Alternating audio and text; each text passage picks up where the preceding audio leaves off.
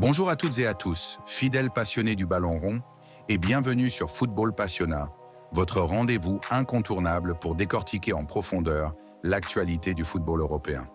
Aujourd'hui, nous vous proposons un décryptage complet, détaillé et immersif du match qui vient tout juste de se conclure entre le FC Barcelone et le CD Leganés. Une rencontre marquée par une victoire étriquée, mais essentielle, des Blaugrana sur le score d'1-0. Avant d'entrer dans le vif du sujet, pensez à vous abonner à la chaîne, à liker cette vidéo et à la partager au sein de votre communauté de passionnés. Chaque geste compte pour faire vivre notre passion commune. Ce match s'inscrivait dans un contexte particulier, celui de l'après-Ligue des Champions. Et comme souvent dans ces cas-là, l'équilibre est fragile. La fatigue physique et mentale, la pression de devoir maintenir un rythme soutenu, les risques de blessures et la gestion d'un effectif parfois à bout de souffle. Et pourtant, le FC Barcelone avait l'obligation de réagir positivement en déplacement face à une équipe de Leganés bien décidée à lutter jusqu'au bout pour son maintien en Liga. Dès l'annonce de la composition, Hansi Flick avait fait le choix de procéder à certaines adaptations.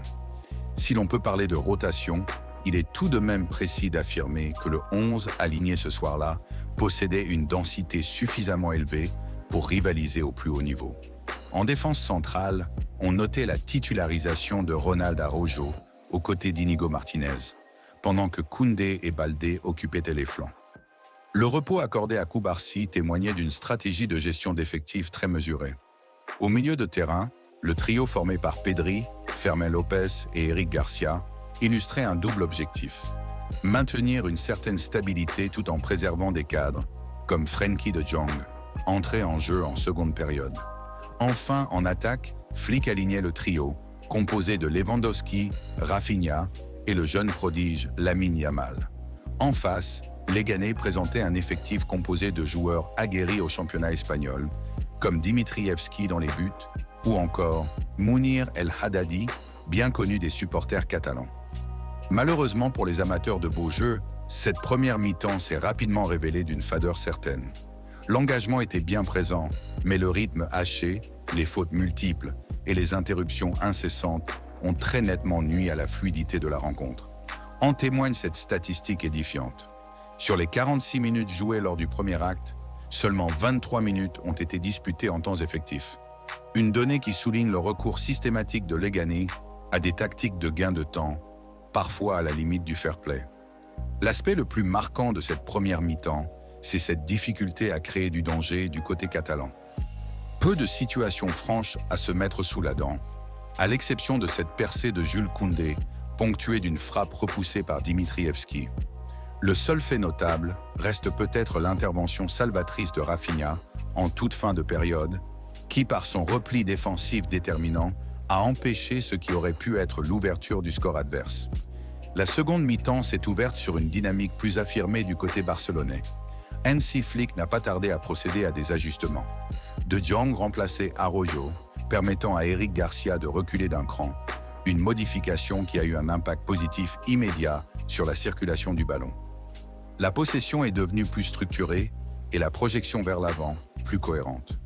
Le tournant du match est survenu peu de temps après, suite à une récupération très haute de Gérard Martin, fraîchement entré en jeu après la sortie sur blessure présumée de Baldé.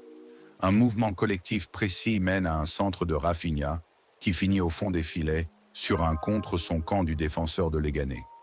Un but certes heureux, mais qui récompensait la montée en puissance barcelonaise. Lewandowski, bien que non buteur sur cette action, s'est illustré par son appel très intelligent. Par la suite, la rencontre a basculé dans un scénario attendu. Leganés, obligé de sortir de son camp, a tenté d'accélérer le rythme. Les occasions se sont faites plus nombreuses, mais la rigueur défensive catalane, à l'image d'un Inigo Martinez solide, a permis de conserver l'avantage. Szczęsny a ajouté une nouvelle ligne à son palmarès avec un clean sheet mérité, en dépit de plusieurs centres périlleux et une tentative dangereuse de Munir. Sur le plan individuel, certaines performances méritent d'être soulignées. Fermín López, notamment, a été à deux doigts de réaliser un exploit personnel d'une grande classe, qui aurait sans doute mérité de figurer parmi les plus beaux buts de la saison. De Jong, lui, s'est distingué non seulement par sa maîtrise technique, mais aussi par une combativité rare qui a galvanisé ses coéquipiers. à un moment où le collectif semblait manquer d'énergie. Les dernières minutes ont été marquées par une série de remplacements visant à gérer les efforts. Ferran Torres, Gavi et même Koubarsi sont venus apporter leur fraîcheur. Le but refusé de Leganés pour une position de hors-jeu confirmée a scellé le sort du match. En conclusion, cette victoire 1-0 du FC Barcelone, bien que peu spectaculaire, s'inscrit dans une logique comptable cruciale. Ce genre de succès, obtenu dans des contextes adverses, constitue souvent la marque des équipes championnes. Gagner sans briller, mais avec maîtrise, est une compétence que l'on apprend avec l'expérience et la maturité. Alors, que peut-on retenir de ce match? Qu'une équipe comme Barcelone, même sans produire un football flamboyant, reste capable de se montrer efficace. Que la jeunesse, incarnée par des talents comme Fermin ou Lamine Yamal, est une promesse pour l'avenir. Que la rigueur défensive redevient une priorité.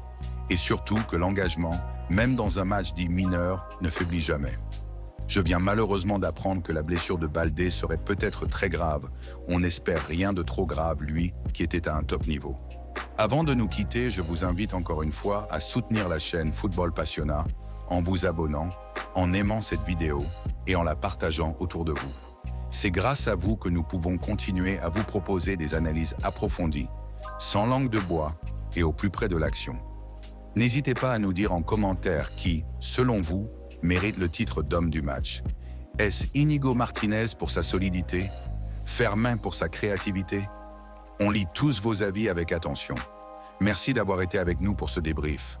On se retrouve très prochainement pour un nouveau rendez-vous footballistique. Et d'ici là, comme toujours, vive le football et portez-vous bien. Je vous laisse à présent avec des images des joueurs durant le match.